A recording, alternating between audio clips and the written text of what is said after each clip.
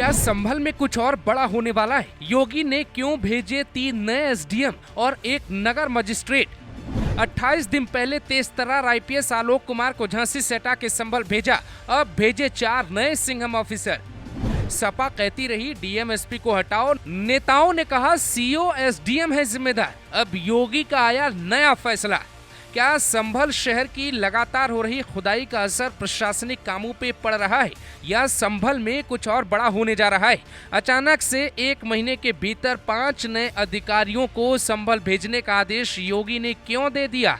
आखिर लखनऊ के पंचम तल यानी लोक भवन में जहां मुख्यमंत्री योगी आदित्यनाथ का कार्यालय है, वहां क्या चल रहा है? इसे समझने के लिए आपको इन अधिकारियों के बारे में जानना होगा।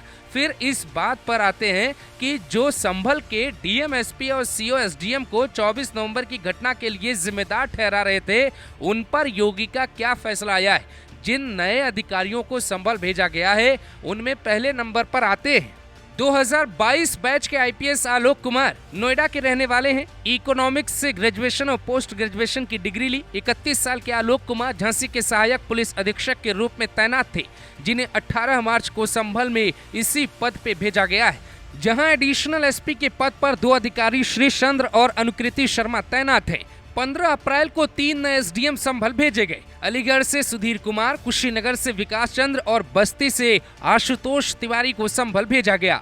इनके अलावा सुधीर कुमार को संभल का नगर मजिस्ट्रेट बनाया गया है। ये पद संभल में पहली बार बनाया गया। पहले नगर मजिस्ट्रेट का पद नहीं था। मायावती ने अपने शासनकाल में संभल का गठन किया और नाम रखा था भीमनगर, लेकिन सपा ने इसका नाम बदलकर संभल कर दिया, जिसे लेके सोशल मीडिया पे कई पोस्ट भी वायरल हो रहे हैं, जिसमें कहा जा रहा है कि अखिलेश अगर इतने ही अंबेडकर को मानते हैं और दलितों के हितैषी हैं तो फिर भीमनगर नाम क्यों बदला था?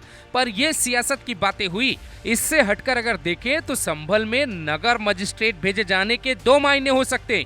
पहला, संभल में प्रशासनिक काम और तेजी से हो पाए, लोगों की समस्याओं का निपटारा हो पाए। नगर मजिस्ट्रेट की ड्यूटी शहर में कानून व्यवस्था बनाए रखने को लेकर छोटे मोटे मामलों को निपटाना भी होता है, इसीलिए संभल में कई कामों में तेजी आने वाली है। जबकि दूसरा मायने ये भी हो सकता है कि खुदाई और तेज होने वाली, क्योंकि संभल में डीएम से जब ग्लोबल भारत टीवी के संवाददाता ने एक सवाल पूछा कि खुदाई कब तक चलेगी, तो उन्होंने पूरी कहानी बता दी। तो क्या ये बहुत आगे तक चलने वाला है संभल का मामला?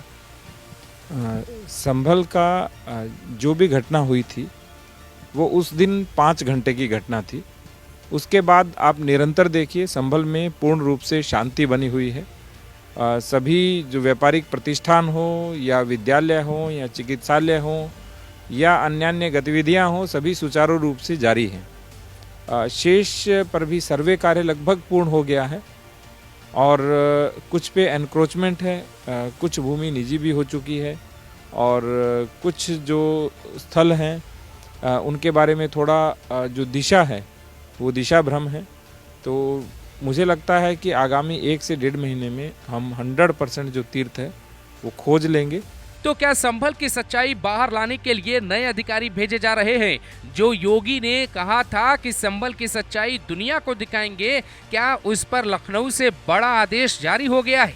आपको क्या लगता है? और इस आदेश के बाद बर्क पे क्या जो गिरफ्तारी की तलवार लटक रही है वो और करीब पहुंच जाएगी?